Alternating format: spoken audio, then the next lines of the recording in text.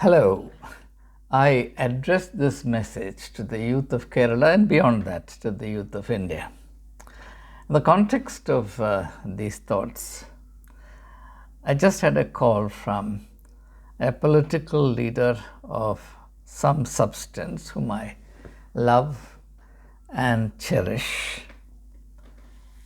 called me and expressed his anguish at the Chief Minister of Kerala wanting to have at his disposal a helicopter, which is reportedly going to cost the impoverished state exchequer something like 80 lakhs per month.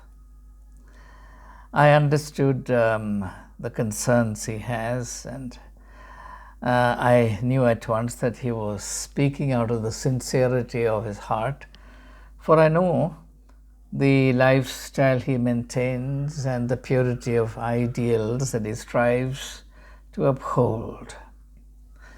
But let me share with you what I told him. I'll merely repeat what I said to him because I believe that this is something that all of us need to think about. First of all, we apply our sensitivities rather selectively. What do I mean? All of us know that the Prime Minister of this country has at his disposal a very expensive aircraft, Boeing 777 to be precise, custom designed to meet the needs of the Prime Minister. In fact, 2 Boeing 777s were ordered, costing the National Exchequer a princely sum, rather a whopping sum of rupees 7,000 crores. No eyebrows were raised at that time, simply because we accept that the Prime Minister of the country has the right to enjoy facilities of that kind. But when it comes to a state chief minister, particularly a state like Kerala, which is imbued with liberal notions and a sense of equality, which is then extended also to the ruling class, at least the general public, the ordinary, the common man expects the ruling public not to be very ruling elite not to be very profligate. And people are also generally aware in the state that our economy, the economy of the state, is in shambles. The extent of indebtedness that the state is in is staggering, and the state is not able to manage its affairs without heavy public borrowing, and there's a limit to public borrowing, and therefore we are all in serious problems. And in such a context, it seems unseemly or irresponsible or callous on the part of the Chief Minister to have at his disposal, beyond the very impressive entourage he already has, a prohibitively expensive facility like a helicopter. However, such facilities are not unknown in India as being enjoyed by chief ministers. That's another issue. Now, the point is this. We are actually hypocritical in this kind of sentiments because, or at least we are a sort of split personalities in this respect, because on the one hand, we will respect only those who splurge, those who show off, those who mesmerize people with an exotic display of public facilities and affluence and power, and those who did it into us, they are quite unlike us, as unlike us as possible. We will never respect those who are like us. Let's be very honest about it. Let me give you an example. A couple of years ago, I was requested repeatedly to be part of a book launch ceremony in Kerala. The author of the book was very, very insistent, and he implored that I should be there. I was reluctant to travel because I do not find travel particularly comfortable or genial. But I succumbed to his request, repeated request, his entreaties that I be present. Then, as soon as I agreed, he said, I will send you a car and which will carry you back and forth from Delhi to the place of the meeting, which is about 130 kilometers from, not Delhi, sorry, Trivandrum. My mind is still in Delhi. From Trivandrum to the venue of the meeting, which is about 130 kilometers from Trivandrum, it will bring you back, so on and so forth. I said to him, look, I don't want to incur that expense for you. What I'll do is I'll come by train at my expense. And what I would expect is for somebody to meet me at the station in Tiruvalla and guide me to the venue, because I do not know the exact location. And I would appreciate that much local courtesy. He agreed. And the day arrived, I boarded my train and reached the destination. Lo and behold, there was somebody to receive me.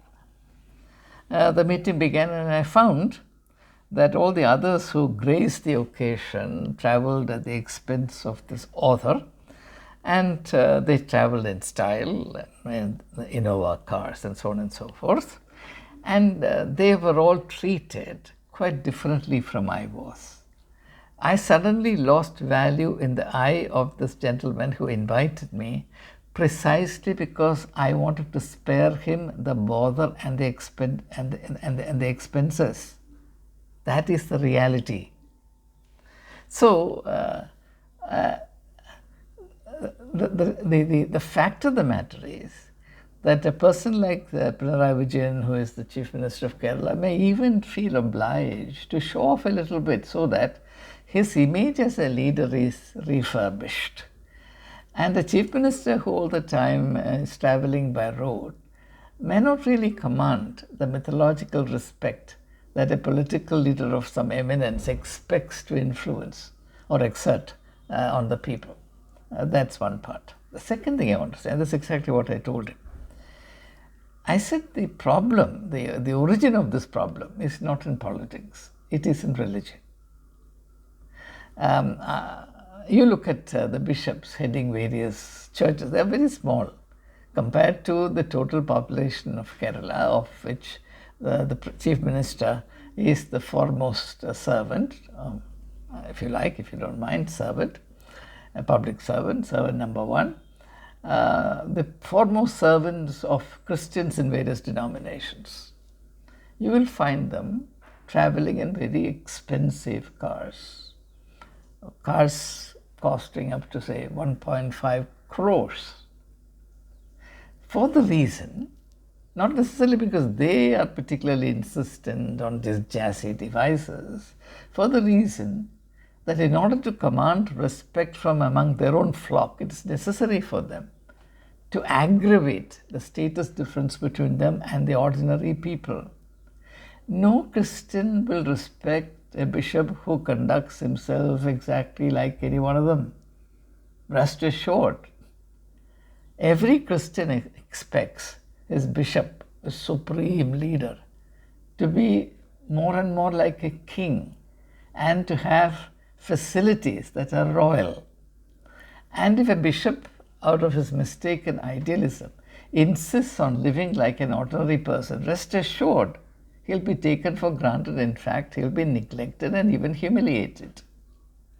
So there is this unhealthy confluence of depraved taste, both on the part of the people and of the leader. And the result, of course, is this kind of unnecessary, eminently avoidable, sometimes obscene display of wealth, which adds to the burden of the people, and people are very grateful when their burdens are thus aggravated.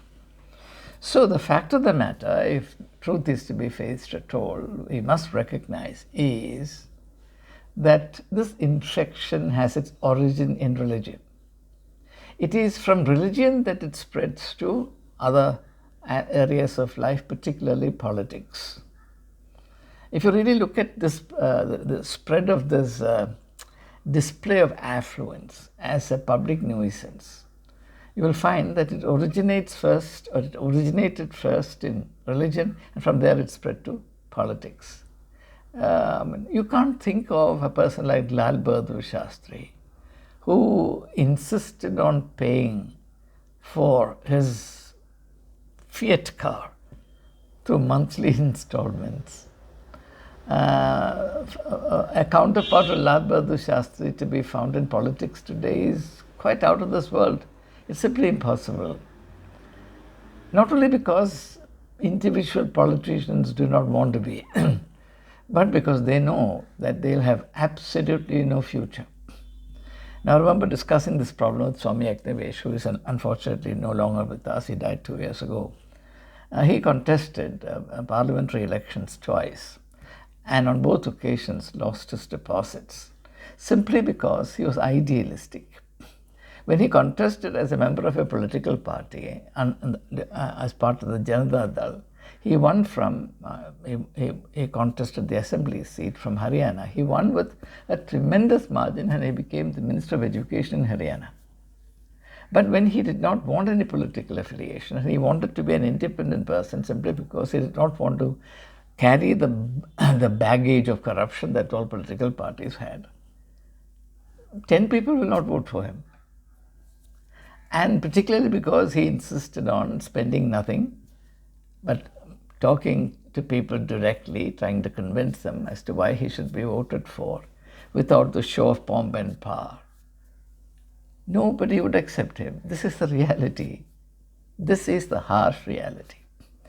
So, we resent only certain individuals trying to avail themselves of certain outlandish facilities, whereas we feel impressed and we look with dilated eyes upon those who spend 1,000 times more than that, and we consider that to be part of their greatness.